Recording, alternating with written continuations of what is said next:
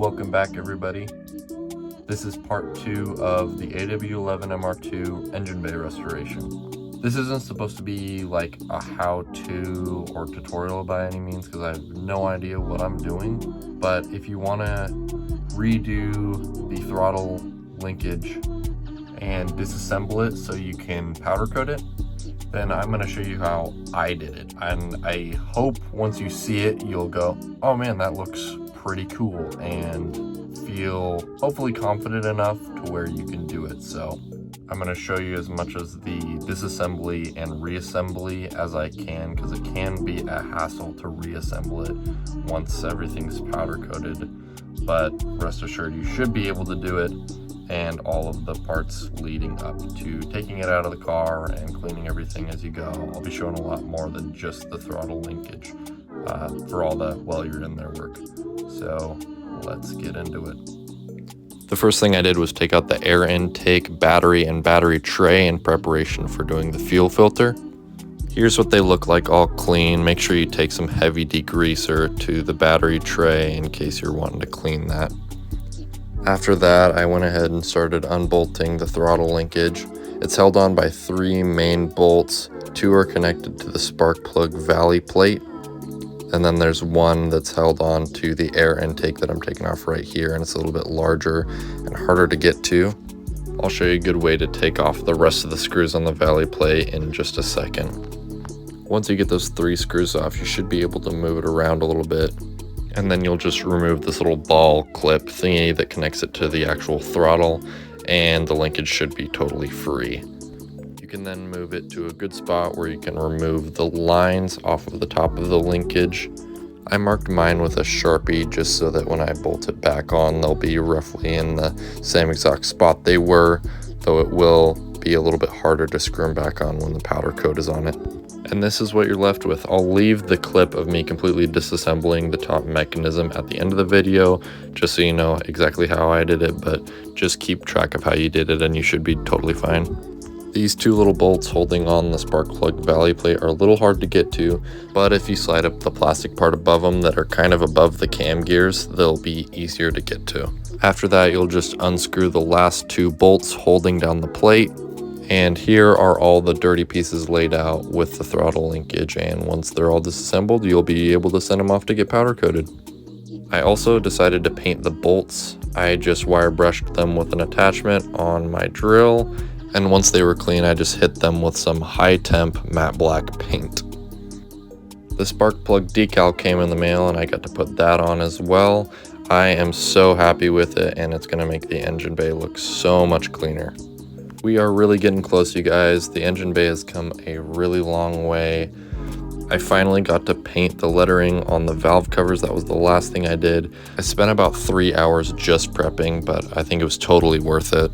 In the next video, everything should be back in the car, and I'll be able to show you guys the big reveal of how it looks after all of the work we've been putting into it.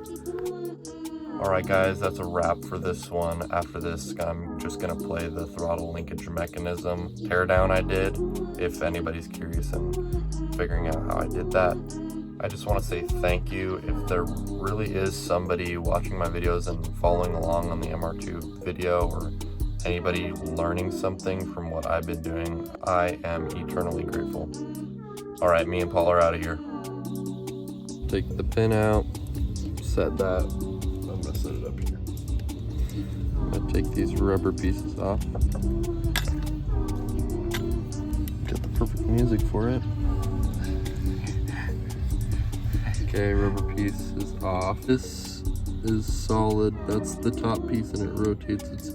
It's free right now, and it's hitting this where the rubber piece was. Boom. This second piece is connected to the spring. See it on this side probably. Goes right there. And it hits that solid piece right there and swings all the way back around to the second piece, or the third piece down here. So it hits that, and it hits that, and it's connected to the spring. This third piece sits in front of the end of this spring right there, and it hits the top piece right here that's rotating up here, it hits that. There's another rubber piece, so it hits that, and then both of those together hit this third throttle piece.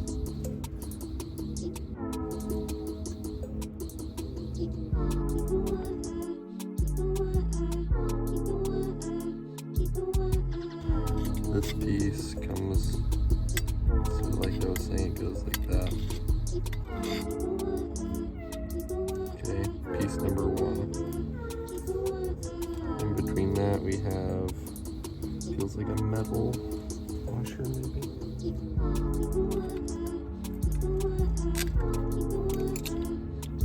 Yep, okay.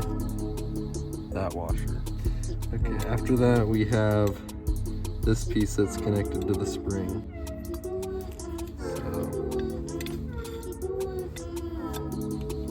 I take the spring off of this end, and I just was sliding it down off of it.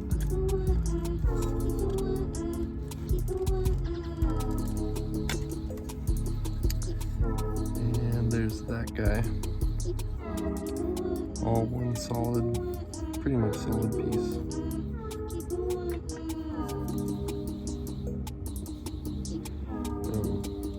And then we have access to the spring.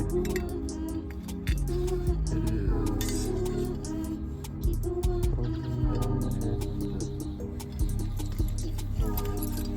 or maybe just slide it off first and then twist it. So that's how the spring came off. It came off like that. Next we have this guy, this little top hat piece, and we have this right here.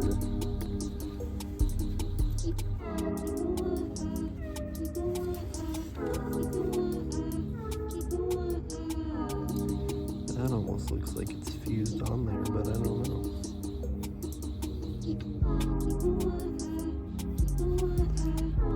When you come to reassemble this guy, inside of this piece there's going to be this little plastic collar. You'll need to take that out before you powder coat it, and when you put it back together, go ahead and sand it down because it might mess with the motion of this rotating. So I just use 150 grit and then with a little bit of a finer grit to sand it down, make it a little bit better, and then some WD-40, and you are good to put it back together.